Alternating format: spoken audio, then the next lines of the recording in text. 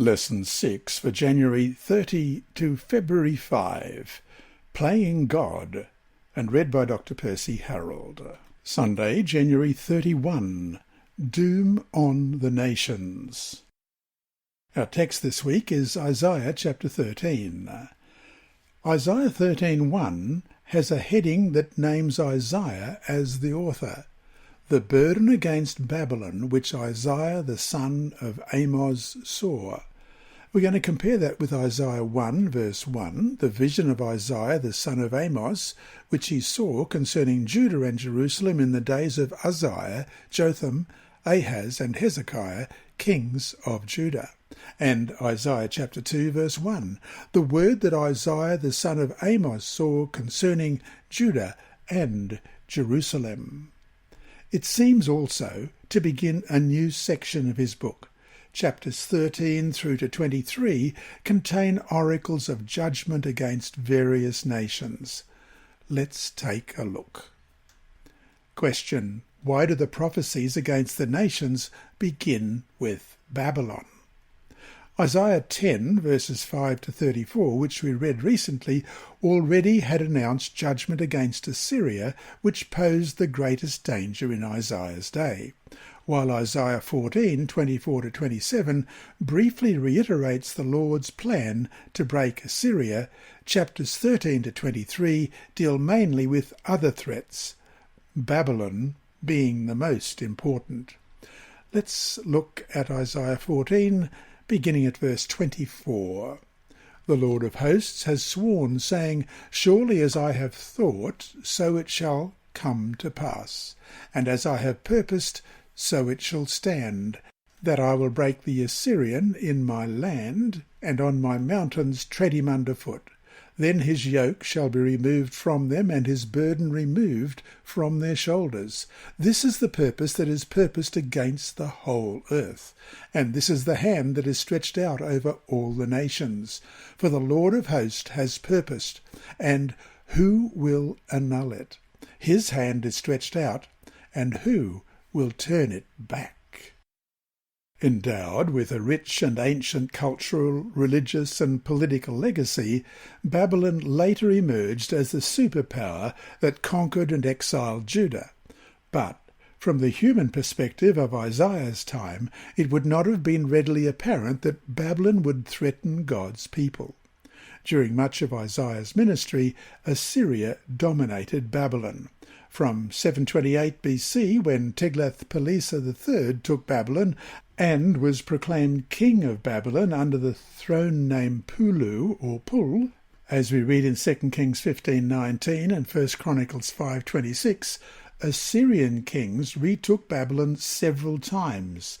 710 BC, 702 BC, 689 BC, and 648 BC. Babylon, however, eventually would become the great superpower in the region, the power that would destroy the Judean kingdom. Let's just check those texts in 2 Kings 15:19. Pul, king of Assyria, came against the land, and Menahem gave Pul 1,000 talents of silver, that his hand might be with him to strengthen the kingdom under his control. And 1 Chronicles chapter 5 and verse 26. So the God of Israel stirred up the spirit of Pul, king of Assyria, that is, Tiglath-Pileser, king of Assyria. He carried the Reubenites, the Gadites, and the half-tribe of Manasseh into captivity. He took them to Halor, Habor, Hara, and the region of Gozan to this day. And so to finish today, read through Isaiah chapter 13 and notice how strong the language is. Why does a loving God do these things or allow these things to happen? Certainly some innocent people will suffer as well, wouldn't they? Let's read Isaiah chapter 13, the burden against Babylon which Isaiah the son of Amoz saw. Lift up a banner on the high mountain, raise your voice to them. Wave your hand that they may enter the gates of the nobles. I have commanded my sanctified ones. I have also called my mighty ones for my anger, those who rejoice in my exaltation. The noise of a multitude in the mountains, like that of many people, a tumultuous noise of the kingdoms of nations gathered together. The Lord of hosts musters the army for battle. They come from a far country, from the end of heaven, the Lord and his weapons of indignation to destroy the whole land. Wail, for the day of the Lord is at hand. It will come as destruction from the Almighty. Therefore all hands will be limp, every man's heart will melt, and they will be afraid. Pangs and sorrows will take hold of them. They will be in pain as a woman in childbirth. They will be amazed at one another. Their faces will be like flames. Behold, the day of the Lord comes, cruel, with both wrath and fierce anger, to lay the land desolate, and he will destroy its sinners from it. For the stars of heaven and their constellations will not give their light. The sun will be darkened in its going forth, and the moon will not cause its light to shine. I will punish the world for its evil, and the wicked for their iniquity. I will halt the arrogance of the proud, and will lay low the haughtiness of the terrible. I will make a mortal more rare than fine gold, a man more than the golden wedge of Ophir. Therefore I will shake the heavens, and the earth will move out of her place. In the wrath of the Lord of hosts, and in the day of his fierce anger, it shall be as the hunted gazelle, and as a sheep that no man takes up. Every man will turn to his own people, and every one will flee to his own land. Everyone who is found will be thrust through, and everyone who is captured will fall by the sword.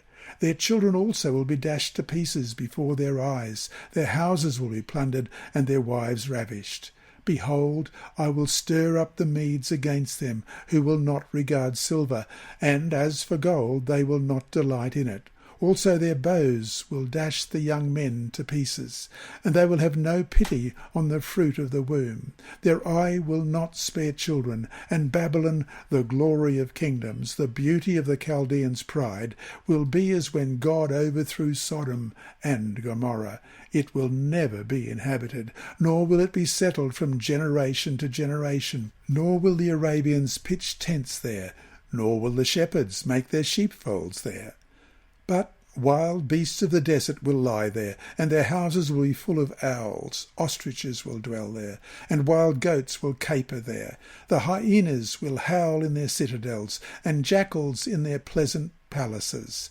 Her time is near to come, and her days will not be prolonged. How do we understand this action by God?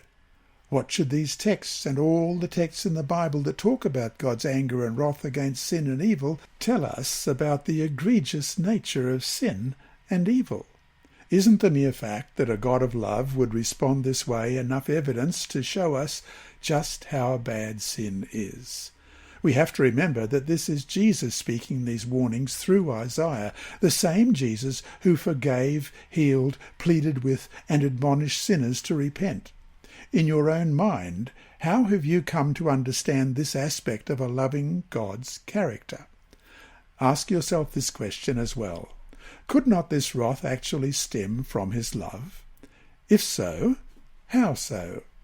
Or look at it from another perspective, that of the cross, where Jesus himself, bearing the sins of the world, suffered worse than anyone else ever has suffered, even those innocents who suffered because of the sins of the nation. How does the sufferings of Christ on the cross help answer these difficult questions? Hi there. Thanks for watching this video on the Advent-band Ministries YouTube channel. Please subscribe and click the bell icon to be alerted whenever we upload new videos. So, until we meet him in the clouds, may God continue to bless you. This lesson was read by Dr. Percy Harrold for Christian Services for the Blind. It's supported by the Sabbath School Department and Hope Channel Australia, and is rebroadcast by Christian Record Services and through podcasts at It Is Written in the United States, Hope Channel Germany, and through Apple iTunes and SoundCloud. Remember, God is always faithful.